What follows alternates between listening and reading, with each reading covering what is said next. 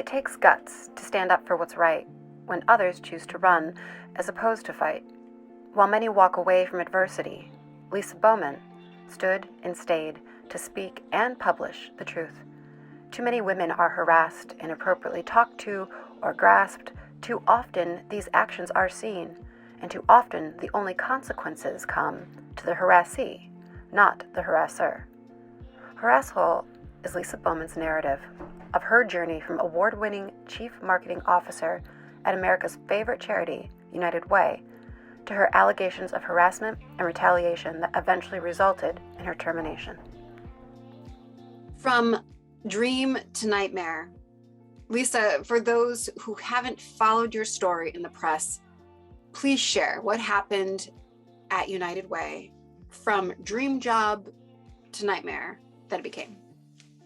Thanks, Allie. I appreciate it. I was offered a job that was my dream role. I started in 2015. I was recruited from UPS. Wasn't necessarily looking to leave UPS. I'd been there for 15 years in a variety of senior level marketing roles, had worked in the UPS Foundation, and was recruited by the CEO of United Way to take a role as their global CMO.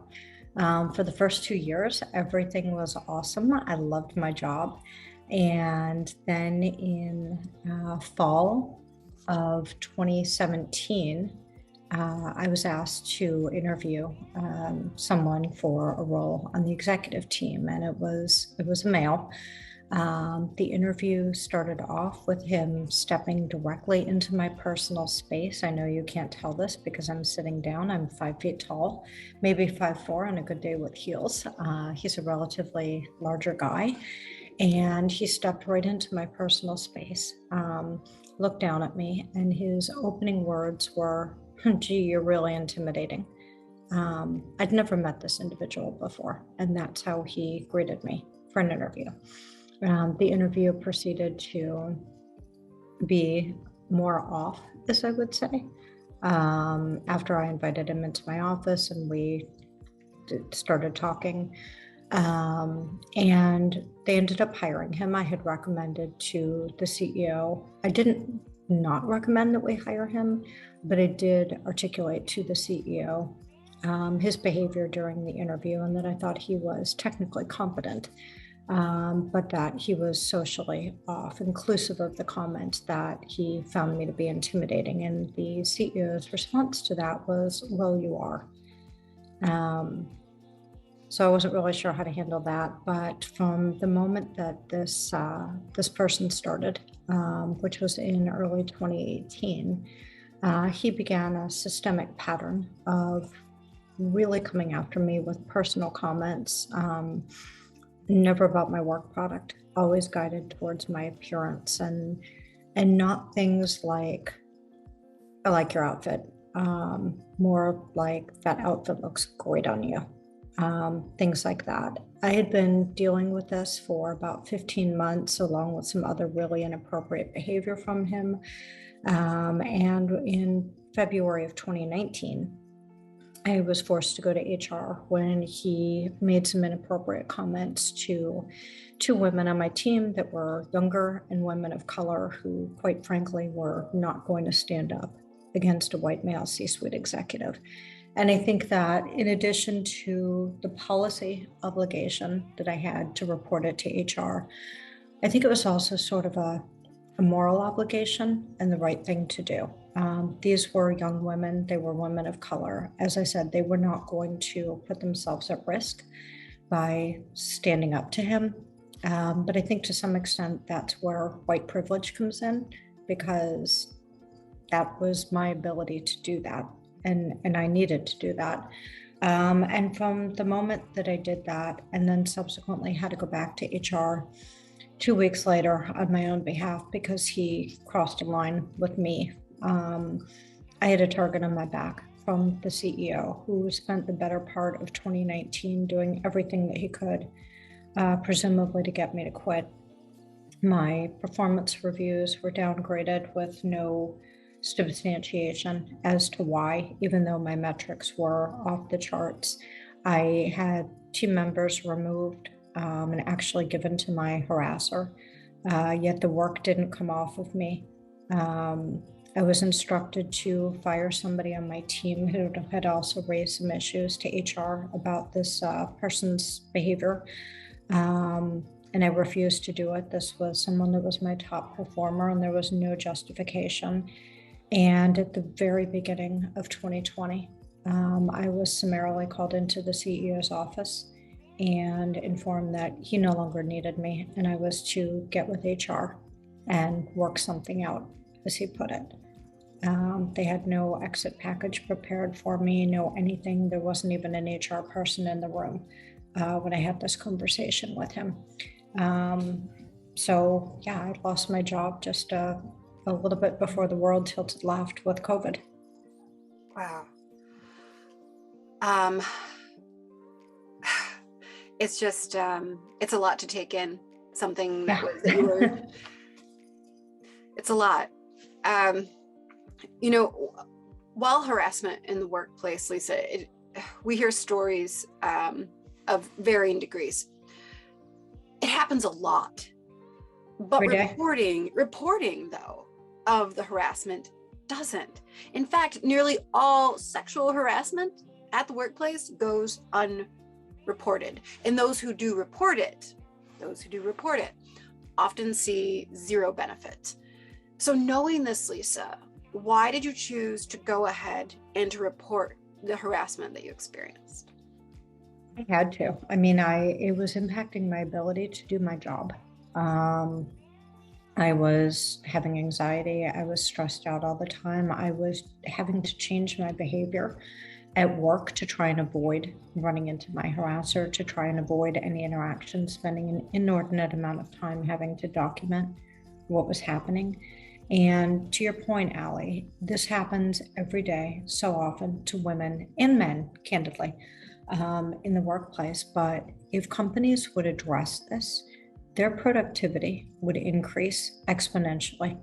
The amount of time that I spent navigating routes in the office to avoid an interaction with him, having to document everything, dreading going to work, dreading dealing with him, having to figure out what might be a trigger that would cause him to say something to me. All that was a distraction, candidly, from my work. I will say it did not impact my performance in the least, but it was definitely a distraction at work. And there are statistics out there from Time's Up about the number of people who face retaliation for reporting harassment in the workplace, and I don't recall them off the top of my head, but it was pretty high. I think it was upwards of 60% of people that report harassment subsequently face retaliation for reporting it. And so that's why people don't report it. They're afraid. For me, as an executive at the world's largest nonprofit, if this can happen to me, it can happen to anybody. And if you are a single mom working an entry-level job, you may not be able to take that chance that something's going to happen, or you're going to face the same retaliation I did, which was ultimately to lose my job. I think I think those are fear factors that are real for people. Mm-hmm. Absolutely. And just the injustice of it, that not only dealing with the actual harassment, like the action itself, but then on top of it, then the fear of the retaliation, so it's like a double-edged sword there. That's so unjust. The decision to go public with your story, Lisa, it came down to making a choice of either protecting the safety of your career or preserving the substance of your character. And you chose the latter. And for that, I would like to say that I, along with so many women, thank you. The ultimatum that you were given was unjust, to say the very least. How do we change this? What do we do, Lisa? Where do we go with this? I think that employers really need to change the way that they deal with this in the workplace, right? We've got policies that tell you you're obligated to report it. In my case, our policy said if it was even suspected you were obligated to report it, and that failure to do so could result in penalties, if you will, including an up to termination for not reporting it. Yet when I reported it, I'm the one that lost my job. So we talk a lot about policies, but policies mean nothing if they're not enforced, and people don't feel it's a safe space. So to me, it's really about, in addition to the sexual harassment training that everybody offers, right? Teaching that bystander intervention training. How do you train your employees to intervene productively when they see something going on? How do you make it a safe space for them to be able to report it? Should you be rewarding people who call out this bad behavior? Because at the end of the day, it's the people that are perpetuating the bad behavior that are the risk for the company, not those of us that report it.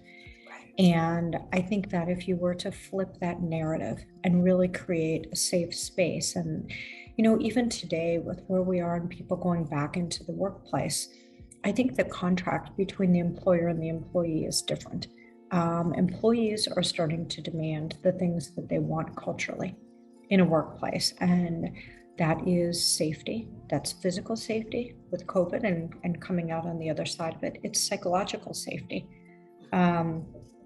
I really think that employers need to be rethinking how they address this. I think that there needs to be an independent third party that these complaints go to. Everybody's got an ethics hotline, or this is the number that you call. I can tell you that in my organization, that ethics hotline that was anonymous was hardwired right to our attorney's office. And so there really wasn't anonymity. And I just, if we don't change this, this is going to continue to perpetuate in the workplace. And we're 6 years past 2016 with the start of the Me Too movement. It is well past time for this to no longer be an issue in the workplace. Mm-hmm. Absolutely. So I want to switch gears for a moment. So you wrote this book. As opposed to persecution, your goal was prevention.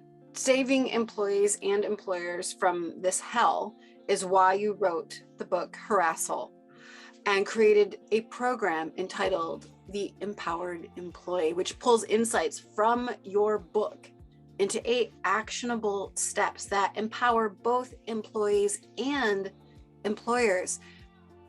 Can you share just one of these actions? Because a lot of times people say, well, where do we go? What do we do? One of your 8 steps. Yeah, so I think the most important thing is to understand bystander intervention. There's multiple methodologies out there for it. Sometimes they're the 3Ds, sometimes they're the 5Ds, right? But how do you productively intervene when you observe a situation to step in and protect the person that's suffering the harassment? I think that's really key, and most people don't know how to do that. They're afraid to get involved. They're afraid of becoming a target themselves, but there are definitely documented steps that one can take to productively intervene and stop that behavior and extricate that person. And in my case, nobody ever did that. I will tell you that the other women on the executive team were well aware of what was happening to me. And it was a situation where they just kind of sat back with their popcorn and watched. Nobody intervened, nobody stood up for me. And had that happened, maybe the outcome would have been a little bit different. But unfortunately, it wasn't. Mm-hmm, mm-hmm. Well, I have to say, going back to the book, I love the title Harasshole. I think it's bold, it's direct, and I'm a word nerd, so I love the putting together of terms. So I want to go back for a moment in terms of the decision that you made to come forward with your story and the repercussions that have come from that, right? Because it's not only you dealing with this reality that you didn't ask for, but it's also, in addition to the present, it's the future moving forward. What have you already, in the way moving forward, had to deal with this whole situation? So a lot. I mean, it's been 2 years. My case is sitting with the EEOC. It still has not been finally processed, and I can't move forward with the lawsuit against my former employer until the EEOC finishes their process. So that's sort of a hanging chad at the moment. The EEOC doesn't actually prosecute them. And that's another thing, going back to the book and key learnings, right? That whole EEOC process that you have to go through in almost every state is sort of a mystery. So I've tried really hard to use my experience, my learnings to unpack that for other people so that they understand how to navigate that. But, that's an open issue. So there's been no closure on that. Clearly, the longer it goes, the more I'm encountering attorney bills. I don't begrudge them getting paid, but it's enough already. And I am 2 years without a job. It's the fact that I went public has made it really, really difficult for me to get a job in a market, no less, where employers can't find enough people. I have had job offers get rescinded from me at the last minute. I have had people that presumably, as they're researching me, have tripped across the publicity and just decided, nope, not her. And my most recent experience was a couple of weeks ago. I had an interview for a CMO role at an educational institution, and the president of the institution, this was a face-to-face interview, told me that she had read some about what had happened and asked me to give her, my narrative of it, which I did. And when I finished, she basically looked me in the face and said, well, I just need an assurance that if you come here, you won't be a problem. And I'll tell you what, Allié, I probably could have had that job. I'm almost positive I could have had that job. I sent her a note the next day and told her that after careful consideration, I was withdrawing from the search. I had a 50-50 shot at it. It was me and one other candidate. And after 2 years of being unemployed, I had to walk away from that. It was not an environment that would have been sustainable or tenable for me. This person, a woman no less, had already decided that I was the problem. And therefore, there would have been bias against me from the onset. And after going through what I did, there was no way I could walk into that environment.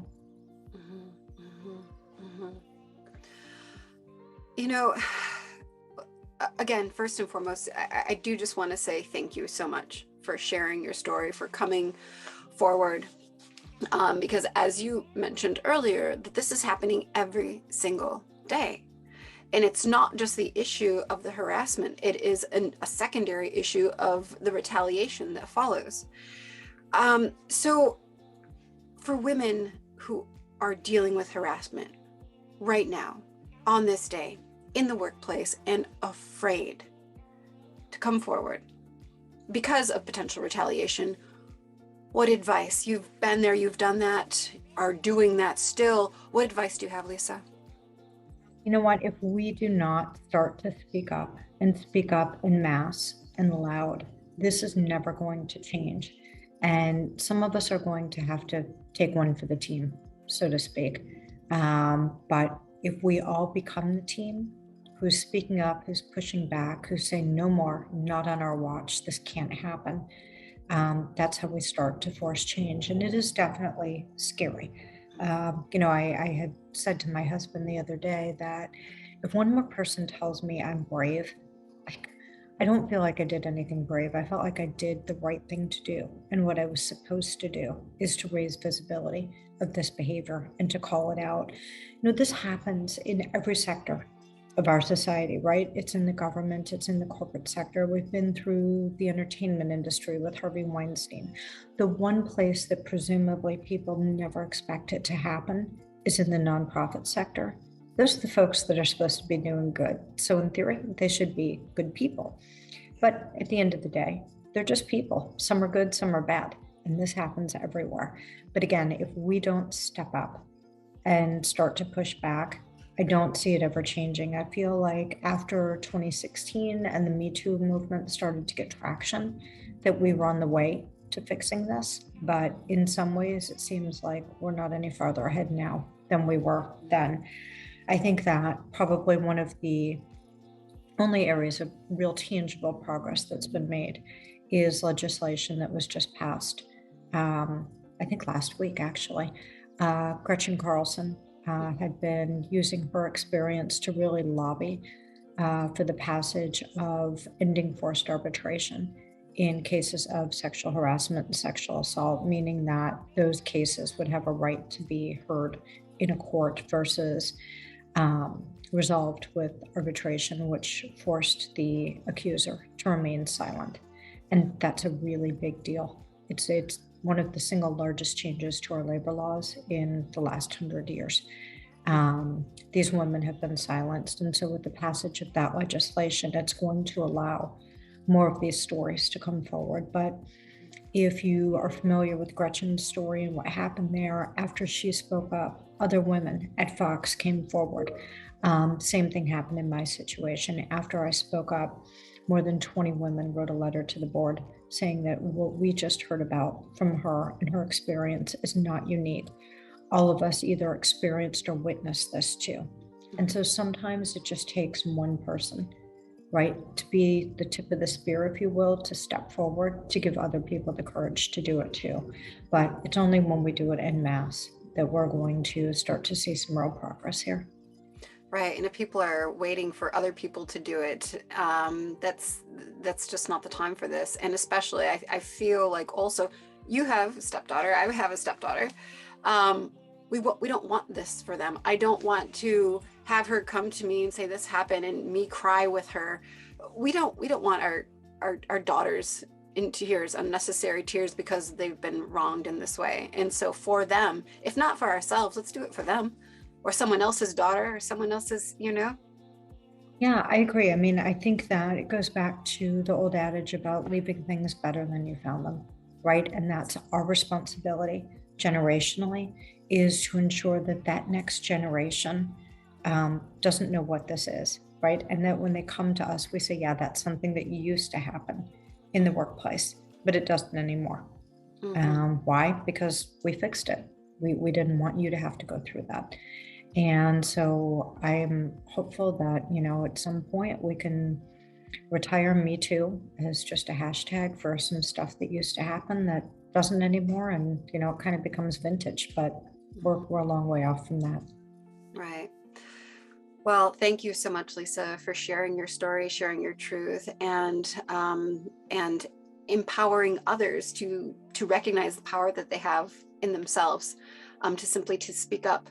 And it is with this union of voices that we can finally have the reality of things heard and seen. And I can't thank you enough for helping all of us become a bit more aware now.